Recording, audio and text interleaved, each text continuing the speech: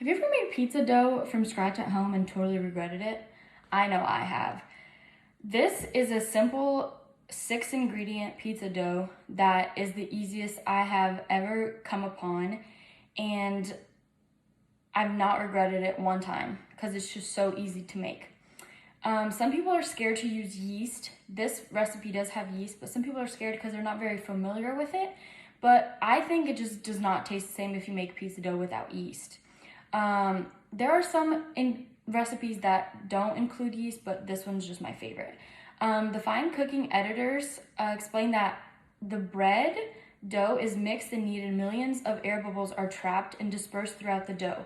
Meanwhile, the yeast in dough metabolizes and starches and sugars in the flour throughout them into alcohol and carbon dioxide gas. The gas inflates the network of air bubbles in the dough, and it causes the bread to rise.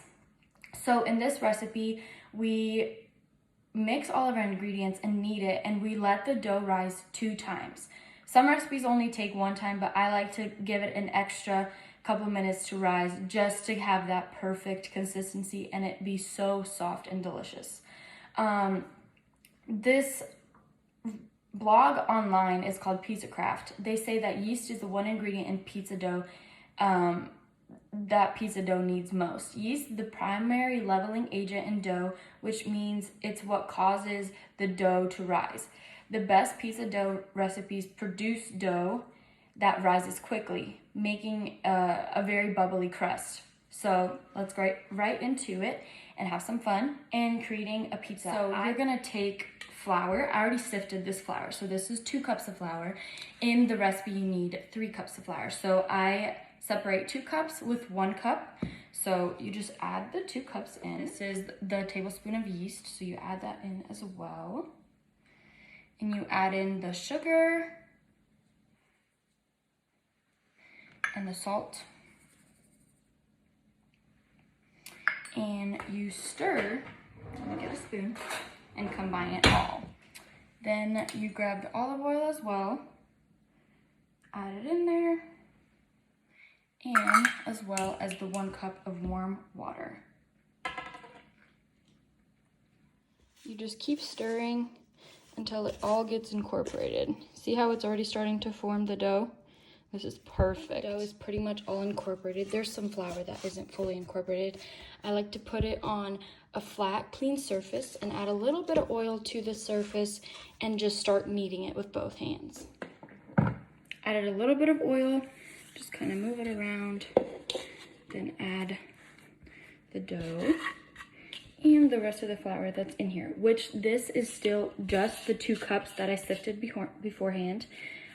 This isn't the full 3 because I like to still have it.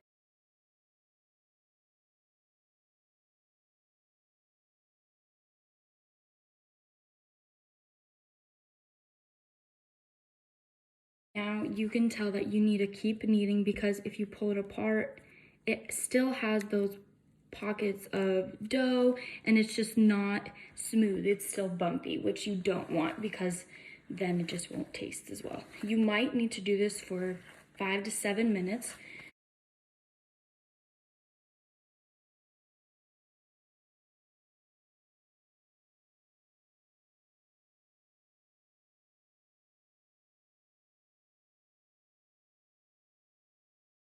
So I kneaded it for about 7 minutes until it became this smooth ball compared to what it was.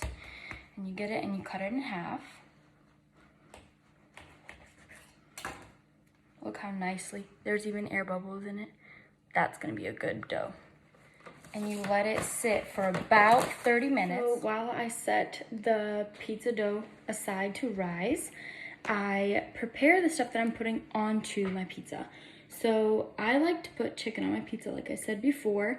I like to put chicken and some bell peppers on mine, some onions for sure. I saute onions and garlic together. I make my own. So I get some ranch, just some Hidden Valley regular ranch with some Cholula to give it a little bit of spice, and I mix it up. I think it's about, I eyeball it, but it's about a 1/4. The extra flour that we didn't use of the 1/3 cup, you just put a little bit on the surface And we are going to start to roll the dough out.